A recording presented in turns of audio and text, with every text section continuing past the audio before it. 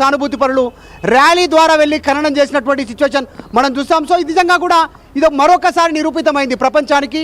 పాకిస్తాన్ భూభాగం నుంచే డైరెక్ట్గా వారే ఒప్పుకున్నట్టుగా ఉగ్రవాదులకు చేసినటువంటి అంత్యక్రియలకు సంబంధించి ప్రస్తుతం మనతో పాటు కొద్దిమంది జాతీయవాదులు ఉన్నారు. మాక్ డ్రిల్ సందర్భంగా ఇక్కడికి వచ్చారు. వారందరూ కూడా మాట్లాడుతామంటున్నారు. యువత వాళ్ళంతా కూడా రియాక్ట్ అవుతున్నారు. ఆపరేషన్ సింధూర్కు సంబంధించినటువంటి విషయం పైన మాట్లాడదాం. సందీప్ ఉన్నారు, మాట్లాడదాం. సందీప్ ఏం చెప్తారు? ఈరోజు ఉగ్రదాడి తర్వాత ఉగ్రవాదుల అంత్యక్రియలు చేస్తూ ఉన్నారు. పాకిస్తాన్లో అఫీషియల్ వీడియో వచ్చింది. మొన్నటిదాకా లేరన్నారు. ఈరోజు ఉగ్రవాదుల అంత్యక్రియలు జరుగుతూ ఉన్నాయి. ఇలా కొత్త ఏం కాదన్న. కాశ్మీర్లో తీవ్రవాదులను చంపేస్తే వాళ్ళకి దర్గా కట్టి రోజు పోయి పూలు పెట్టే రకాలు ఉన్నారు. ఇక్కడ ఈ దేశంలో ఉన్నారు, ఆ దేశంలో కొత్త ఏం కాదు. నేనేం అంటున్నా అంటే ఏదైతే మా ఆడబిడ్డల మగవాళ్ళని చంపేసిరో గన్ పెట్టి మీరు తెలుగోలా అని హిందూస్ అని ఇవాళ ఆపరేషన్ సింధూర్తో వాళ్ళని కథం పెట్టినాం. ఎందుకంటే దేశం ముందే చెప్పిండు ఒకప్పుడు దేశం కాదు ఇది. మోడీ పరిపాలన వస్తే ఎవడన్నా వస్తే దగ్గరకు వస్తే కథం పెట్టాల్సిందే. ఎందుకంటే దేశం ముందుకు సాగుతుంది ఆర్థికంగా అన్ని పరంగా. India is going to develop. అది నచ్చక కొన్ని దేశాలు మనని దాడి చేస్తున్నాయి. మొన్న 22 తారీఖు జరిగిన సంఘటన ఇలా అది పెద్ద జరగాల్సింది. 22 మంది చావాల్సింది కాదు, చాలా పెద్ద ప్లాన్ ఉండే. దేవుని దయతో తక్కువ మంది చనిపోయారు, కానీ దాని తక్కువ మంది కూడా ఎట్లా జవాబు ఇవ్వాలి, ఇంకోసారి ఎవరైనా టూరిస్ట్ దగ్గరికి వస్తే ఎట్లా జవాబు ఇస్తారన్నది ఈరోజు నైట్ జరిగిన దాడి ఉందో మోడీ గారు చెప్పారు. ఇంకోటి ఏంటంటే ఒక గొప్ప నాయకుడు ఉంటే దేశం ఎలా జవాబిస్తారని ఈరోజు రుజువైంది. అభిరాము మోదీకి చెప్పుకోండి అనేటువంటిది. అక్కడ ఉన్న ఆడవాళ్ళు వాళ్ళ భర్తల ముందు వాళ్ళ కళ్ళ ముందే కాల్చి చంపేస్తే మమ్మల్ని కూడా కాల్చి చంపండి అని ఉగ్రవాదులను అడిగితే మీ మోదీకి చెప్పుకోండి, మీ దేశానికి, మీ ప్రభుత్వానికి చెప్పుకోండి అనేటువంటి స్టేట్మెంట్. ఎట్లా ఈరోజు సింధూర్ పేరిట జరుగుతున్న ఆపరేషన్ ఎట్లా ఏం చెప్తారు? ఈ పాకిస్తాన్ కుక్కలు ఎవరైతే ఉన్నారో వీళ్ళది ఇది కొత్త ఏం కాదు, ఇది ఎప్పటి నుంచో ఇది చేస్తున్నది. ఇంకోసారి ఇక్కడ కూడా ఇక్కడ హైదరాబాద్లో, మన తెలంగాణలో, మన హైదరాబాద్లో, మన ఓల్డ్ సిటీలో కూడా చాలామంది పాకిస్తాన్లో ఎంతోమంది ఉన్నారు చూస్తారు. మనం ఎక్కడైతే వెళ్ళి స్టిక్కర్స్ అతకబెట్టడం జరుగుతుందో అవి వెళ్ళి తీసేయడం కూడా జరుగుతుంది. పాకిస్తాన్ కుక్కలు ఎవరైతే చేస్తున్నారో ఇవాళ ఆపరేషన్ టిండుతోని రాత్రి అక్కడ సూర్యోదయం అయి మోడీ గారు మనకు చూపించారు అక్కడ ఏందో అన్నది, మన శక్తి ఏందో, మనకి సంఘటన శక్తి ఏందో మోడీ గారు చూపించడం జరిగింది. ఇదైతే ఏందో దీనికి మేము అసలు చాలా తీరలేని లోటు. దీనికి ఏమి మాటలు కూడా లేవు. ఏదో టూరిస్ట్కి వెళ్తే మనం అక్కడ దీన్ని తీవ్రంగా మేము ఖండిస్తున్నాం. మేము ఊరుకునేది లేదు. అచ్చేకు చెడ్నానే బురేకు చూడనానే దీనికి మాత్రం సమాధానం చాలా గట్టిగా చెప్తామని మా బీజేపీ నుంచి మేము చెప్పడం జరుగుతుంది. ఇంకొకటి ప్రధానంగా ఈరోజు ఉగ్రవాదులకు అంత్యక్రియలు చేస్తూ ఉన్నారు. అక్కడ ప్రభుత్వమే ఇన్వాల్వ్ అవుతున్నటువంటి పరిస్థితి. ఆర్మీ, ప్రజలు, అక్కడ ఉన్నటువంటి ఐఎస్ఐ వీళ్ళంతా కూడా స్లోగన్స్ ఇస్తూ అంత్యక్రియలు చేస్తూ ఉన్నారు. మొన్నటిదాకా ఉగ్రవాదులు లేరన్నారు. ఈరోజు ఉగ్రవాదులు అంత్యక్రియలు జరుగుతూ ఉన్నాయి. ఇది ఒకటి ఏంటంటే పాకిస్తాన్ దగ్గరుండి చేయించింది గవర్నమెంట్. కాబట్టి పాకిస్తాన్ కుక్కలకి ఒకటే నేను చెప్పేది ఏంటంటే ఇండియాతో పెట్టుకుంటే ఏంటి అనేది ఇప్పుడు వాళ్ళకి శాంపుల్ చూపించాము. ముందు ఉంటుంది ఇంకా ముసలి పండుగ అనేది మేము చెప్పవాలండి. ఓకే, మీరేం చెప్తారు? పాకిస్తాన్ కుక్కలకి ఇది అవుటి బుద్ధి అండి.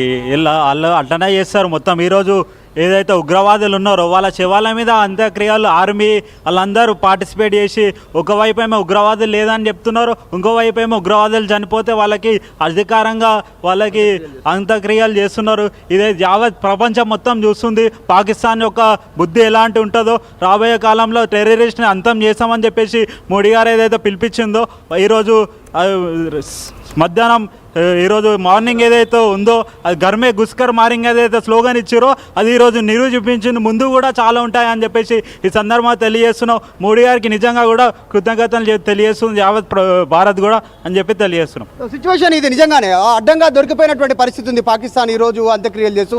ఇంతేకాదు మసూద్ అజర్ మళ్ళీ ఒక లేఖ విడుదల చేశారు. ఆ లేఖలో స్పష్టంగా నరేంద్ర మోదీని టార్గెట్ చేస్తూ లేఖ విడుదల చేశారు. ఎందుకంటే జరిగినటువంటి దాడిలో మసూద్ అజార్కి సంబంధించినటువంటి మదర్సాలు, బిల్డింగ్, టెర్రరిస్ట్ క్యాంప్ ట్రైనింగ్స్ ఏవైతే ఉన్నాయో దాని మీద మిజైల్స్ అటాక్ చేసిన తర్వాత 10ల సంఖ్యలో ఉగ్రవాదులు చనిపోవడం, దాంట్లో వాళ్ళ కుటుంబ సభ్యులు కూడా కొంతమంది చనిపోయారనే వార్తలు వస్తున్నాయి. ఈ నేపథ్యంలో మసూద్ అజర్ ఒక స్టేట్మెంట్ ఇస్తూ భారత్ను వదలము, మోదీని వదలము అనేటువంటి మరొక తప్పిదమైనటువంటి స్టేట్మెంట్ చేశారు వాడు మసూద్ అజార్. సో వాడిని కూడా వదిలేదు లేదు ఖచ్చితంగా అనేటువంటి ఒక అభిప్రాయం వ్యక్తమవుతోంది. So operation still continue. Operation Sindoor తర్వాత ఇది రూపాంతరం చెందే అవకాశం ఉంది. ఆపరేషన్ పైథాన్, ఆపరేషన్ అనకొండ ఏ రకంగానైనా ఇది మారే అవకాశం ఉంది. ఇది కేవలం ఉగ్ర దాడిలో సింధూరాన్ని కోల్పోయినటువంటి ఆడపడుచుల కోసం చేసినటువంటి కౌంటర్ అటాక్. అది కూడా టెర్రరిస్ట్ క్యాంపులపైనే, ఎక్కడ సివిలియన్ పైన దాడి చేయలేదు. సో ఫ్యూచర్లో దీనికి ఖచ్చితంగా పాకిస్తాన్ మూల్యం చెల్లించుకునేటువంటి అవకాశం ఉంది. ఈరోజు అడ్డంగా దొరికిపోయింది పాకిస్తాన్ అందరి ముందు బహిరంగంగా ఉగ్రవాదులకు వాళ్ళు సెల్యూట్ చేస్తూ అంత్యక్రియలు నిర్వహిస్తున్నటువంటి వీడియో ప్రపంచానికి తెలిసిపోయింది. మరొకసారి పాకిస్తాన్ ఉగ్రవాదానికి చేయూతనిస్తూ ఉంది, అక్కడ పెంచి పోషిస్తుంది అనేటువంటిది పాకిస్తాన్ వేదికగానే వాళ్ళ వీడియోల ద్వారానే నిరూపితమైంది. రైట్ మధు. సో గతంలో కార్గిల్ వార్ సందర్భంలో కూడా అటల్ బిహారీ వాజ్పేయి ఆయన ప్రధానిగా ఉన్న సందర్భంలో ఒక మాట మాట్లాడుకొచ్చారు, ఒక పవర్ఫుల్ మాటని మనం ఇప్పుడు కూడా పాకిస్తాన్ గుర్తు చేయాల్సిందే. ఏమన్నారు తెలుసా? ఆప్ లోగ్ కల్ కా సూరజ్ నహీ దేఖ్ పాయేగే. దీని అర్థం ఏంటి తెలుసా? రేపటి రోజున ఉదయాన్ని మీరు సూర్యుని చూడలేరు, రేపటి ఉదయాన సూర్యుని మీరు చూడలేరు. ఇది ప్రతిరోజు పాకిస్తాన్ పాపిస్ట్ కుక్కలు గుర్తుపెట్టుకోవాల్సిందే. ఇది కేవలం ఒక భారతీయుడిగా నేనే కాదు, ప్రతి ఒక్కరు చెప్పాల్సిన అవసరం ఉంది. आप लोग कल का सूरज नहीं देख पाएंगे. ఈ మాటని పట్టి ప్రతి పాపిస్టి పాకిస్తాన్ కుక్క గుర్తుపెట్టుకోండి. ఇది భారతీయ పౌరుడిగా చాలా గట్టిగా మీకు చెప్తున్న వార్నింగ్గా భావించారు. ఎందుకంటే మీరు అనుకున్నారు ఎప్పుడైనా మేము పహల్గాం దాడి ఉగ్రదాడిలో, అంటే గతంలో దాడులు చాలా వరకు చేశారు, ఈ దాడికి ఇంత ప్రతీకారం ఉంటుందని, ఏకంగా మీ ఉగ్రవాద స్థావరాలనే లేకుండా చేస్తామని మీరు గమనిస్తే ఇక్కడ అజార్ మసూద్, ఎవడైతే మసూద్ అజార్ ఉన్నాడో జైషీ మహమ్మద్ సంబంధించినటువంటి ఈ ఉగ్రవాద సంస్థకి అసలు బీజం వేసింది, పురుడు పోసింది ఈ దుర్మార్గుడే, ఈ నీచ్ కమిన్ కుత్తేనే. వాని కుటుంబంలో ఈరోజు 10 మంది హతమయ్యారు. 10 మందిని మన భారత ఆర్మీ మట్టుబెట్టింది. ఒకసారి జైషీ మహమ్మద్ సంబంధించినటువంటి ఆ డీటెయిల్స్ కనుక మీరు చూడాలనుకుంటే కాసేపట్లో ఆ టీం మీకు క్లుప్తమైనటువంటి వివరణ ఇచ్చే ప్రయత్నం చేస్తోంది. అక్కడ ఎంత లావిష్ తెలుసా? జైషీ మహమ్మద్ సంబంధించిన ఉగ్రవాద సంస్థ ఏదైతే ఉందో అక్కడ ఈ బుహల్వార్ అనేటువంటి ఏరియాలో బహల్పూర్ అనేటువంటి ఏరియాలో చాలా పెద్ద మొత్తంలో ఈ దాడులకు కొనసాగిన నేపథ్యంలో చూస్తే పెద్ద ఎత్తైనటువంటి బిల్డింగ్స్, 600 మంది ఉండడానికి స్థావరాలు, వారికి gym equipment, swimming pools, garden, park. నిజంగా ఒక ఆర్మీ పర్సన్ అంతలా ఆ లావిష్నెస్ ఎంజాయ్ చేయడం అంటే ట్రైనింగ్ సందర్భంలో, ఆ తర్వాత ఒక కార్పొరేట్ స్కూళ్ళు కాలేజీలో కూడా అంత లావిష్ లైఫ్ ఉండదేమో. అటువంటి నిధులు సమకూర్చగలుగుతున్నారు ఈ ఉగ్రవాద సంస్థలు. అంటే ఎక్కడి నుంచి వస్తున్నాయి మరి ఇవన్నీ కూడా? అటు పాక్ ఆర్మీ ఇచ్చేటువంటి నిధులు కాదా? పాక్ ఆర్మీ సమకూర్చే నిధులు కాదా? ఇక లష్కర్ ఇ తోయిబాకు సంబంధించినటువంటి ఉగ్రవాది చీఫ్గా ఉన్నటువంటి ఆ సయ్యద్ హఫీజ్, ఈ దుర్మార్గుడు, ఈ నీచ్ కమిన్ కుత్తే, ఈ పాపిస్టి పాకిస్తాన్ దుర్మార్గుడు ఏమంటున్నాడు తెలుసా? భారత ప్రజల్ని, భారత ప్రధాని మోదీని ఉద్దేశించి ఏకంగా భారతీయుల రక్తాన్ని సింధు జలాలు తడిపేస్తామన్నాడు. ఇప్పుడు అదే స్థావరం పైన, మురిత్కే అనేటువంటి ఈ స్థావరం పైన దాడులు చేస్తే 10ల సంఖ్యలో మరణాలు సంభవించాయి. ఆ స్థావరం ఢీకొట్టగలిగాం. అదే సయ్యద్ హఫీజ్ అనేటువంటి వ్యక్తిని, ఈ దుర్మార్గుని, నీచుని లాహోర్ ప్రాంతంలో ఒక పోష్ అనేటువంటి ఏరియా పేరు పోష్, అది ఆ ఏరియాలో హై సెక్యూరిటీతో 4 స్టెప్ సెక్యూరిటీతో 4 అంచెల భద్రతతో వాడిని అక్కడ దాచిపెట్టారు, వాడిని సురక్షితంగా ఉంచారు. కనీసం వాడు ఎక్కడున్నా కూడా మనం గమనించలేమట. ఆ ఇంట్లోకి చొరబడ్డా కూడా ఆ ఇంట్లో ఎక్కడున్నా ఎత్తుకోవాల్సిన సిచ్యువేషన్ ఉంటుందట. అటువంటి భద్రత మధ్య ఆ ఉగ్రవాదిని, ఆ దుర్మార్గుడిని, ఆ నీచ్ కమిన్ కుత్తేని దాచిపెట్టింది పాకిస్తాన్ ఆర్మీ. ఆ తర్వాత హిజాబుల్ ముజాహిదీన్, ఇటువంటి సంస్థలు ఒకటి కాదు, 2 కాదు, చాలా ఉన్నాయి. మనం పేరు మోసి చాలా వరకు దాడులకు తెరలేపి చాలా కీలకమైనటువంటి సంఖ్యాబలంతో ఉగ్రవాద సంస్థల గురించి మాట్లాడుకుంటున్నాం. ఇప్పుడు ఎంతో తెలుసా? ఇక్కడ పహల్గామ్ ఉగ్రదాడి ఘటనలో కూడా దాడికి పాల్పడినటువంటి హషామ్ ముసా అటువంటి వ్యక్తి కూడా వీడు కూడా ఇదే పాక్ ఆర్మీ కమాండర్గా పనిచేశారట.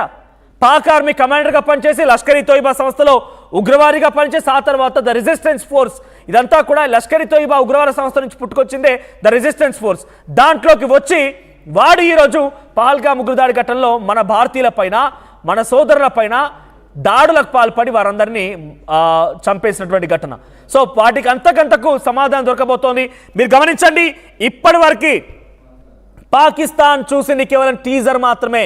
భారతీయులుగా ఇంకా కాన్ఫిడెంట్గా ఉండండి. ఒక భారీ బడ్జెట్ సినిమా డెఫినెట్గా జరగబోతోంది. దాని తాలూకా సూచనలు, దాని తాలూకా సిచ్యువేషన్స్ అన్ని కూడా మనం నిత్యం చూస్తూనే ఉన్నాం. రేపటి రోజున ఏం జరుగుతుందో మనం ఊహించలేం. ఈ రోజు రాత్రిగా జరగవచ్చు, రేపే జరగవచ్చు, ఆ తర్వాత 1-2 రోజులు జరగవచ్చు. కానీ ఒక భారీ బడ్జెట్ సినిమాను తలపించేటువంటి ఒక బిగ్ సస్పెన్స్ అయితే ఉండబోతోంది. సో మీరు మీ విషెస్ని కంటిన్యూ చేయండి. మేరా భారత్ మహాన్, జై భారత్ అటువంటి నినాదాన్ని మీరు కంటిన్యూ చేయండి. మీ యొక్క విషెస్ని, మీ యొక్క ధైర్యాన్ని, మీ యొక్క స్థైర్యాన్ని మన ఆర్మీకి చూపించండి. మన ఆర్మీపై నమ్మకంతో ఉండండి. మనం మాట్లాడేటువంటి మాటలు, మన నినాదాలు పాకిస్తాన్ వరకు వినిపించాలి. పాకిస్తాన్ ఉగ్రవాదుల చెవుల్లో నుంచి రక్తాలు కారాలి. వాళ్ళు ఇప్పటికే మరణ శాసనం రాసేవారందరికీ కూడా ఈ మరణ శాసనాన్ని అటు ఆర్మీ బలగాలు